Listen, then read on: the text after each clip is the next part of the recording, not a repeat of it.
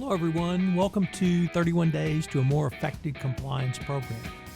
Over the next month, I'm going to take a deep dive into the role of human resources in fully operationalizing a best practices compliance program. Each day, I will pick up one topic with three key takeaways which you can utilize to improve, enhance, or upgrade your compliance program. This series of 31 Days to a More Effective Compliance Program is a production of the Compliance Podcast Network. Human resources gap analysis for compliance issues. Hopefully now you have a greater understanding that many of the traditional functions of HR can be seen as compliance internal controls. At every touch point in the life cycle of the employment relationship, there is an HR touch point. Fulfilling those touch points can be controls for compliance. If you think of multiple HR functions as compliance internal controls, one of the questions become, how can you determine if HR is meeting the standards of a best practices compliance program? One place to start is with a gap analysis to determine what HR has in place that can facilitate your company's compliance program.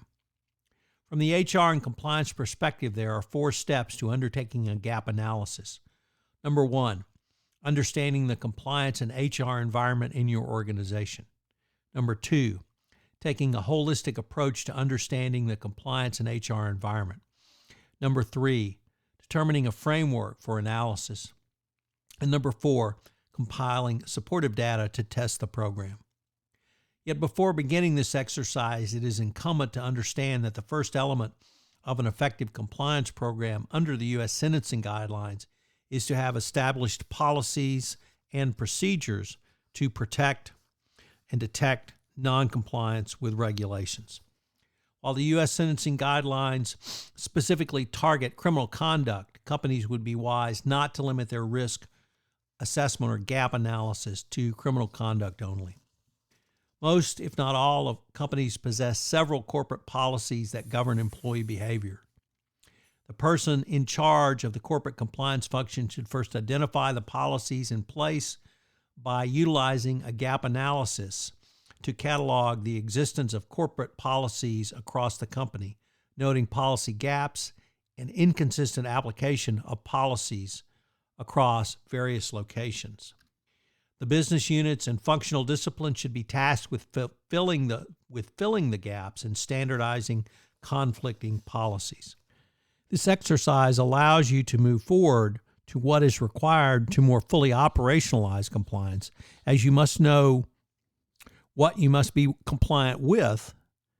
So how does one work with the business units and the functional disciplines to structure the identification of legal and compliance risks in a way that can be managed and utilized with some degree of ease?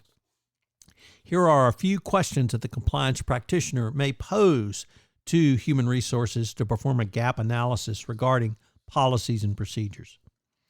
Does human resources have an inventory of policies, procedures, laws, and regulations covering employees and employment-related matters applicable to the company's business? If yes, do you have a specific person who is in charge of updating that inventory? If no, what system does HR utilize to ensure that it is aware of various compliance laws and regulations and has a process to comply with them? What evidence would HR be able to produce to the government to support a finding that the company has a solid program for compliance in the HR function? What types of compliance training are mandatory for all employees, which are optional, and how does HR track and document completion and, more importantly, their effectiveness? How is the training performed? Is it provided in the native language of the employee or only in English?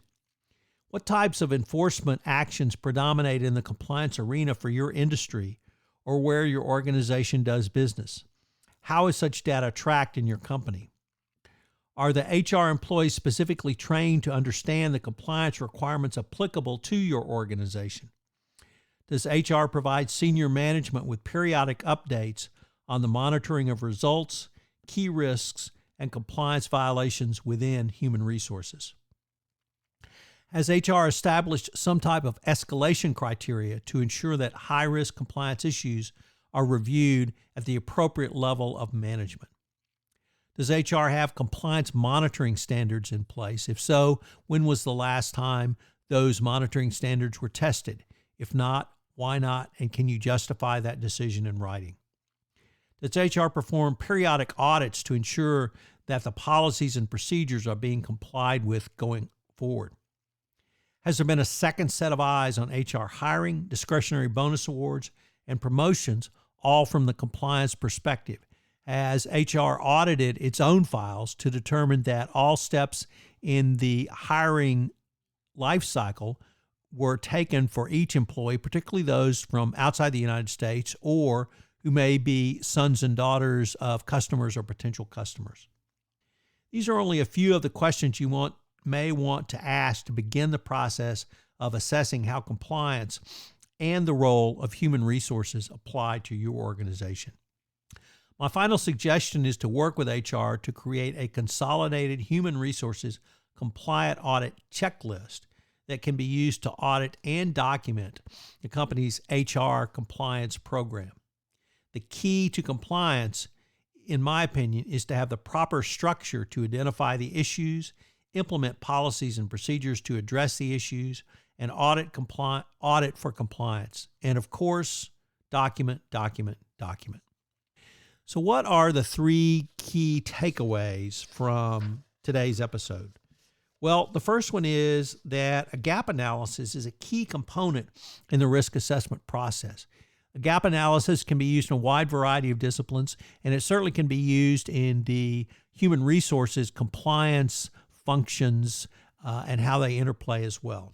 Number two, the ultimate responsibility for compliance should lie with the business units and the functional disciplines to more fully operationalize compliance, yet HR deals with these business units all the time in the life cycle of HR or employment relations. So HR would be well suited to handle these issues, but the key is to understanding where there might be gaps in the controls around them. And finally, the role of compliance in all of this is to provide oversight and to provide subject matter expertise and to coordinate with HR around any gap analysis, gaps that may exist, and then remediating any gaps on a go-forward basis. I think you will find that HR is certainly open to this, and anything you have done, be sure and document for regulators. Thank you for joining me on this exploration of the role of HR in a best practices and fully operationalized compliance program on the February edition of 31 Days to a More Effective Compliance Program. 31 Days to a More Effective Compliance Program is a production of the Compliance Podcast Network. Thanks so much for listening.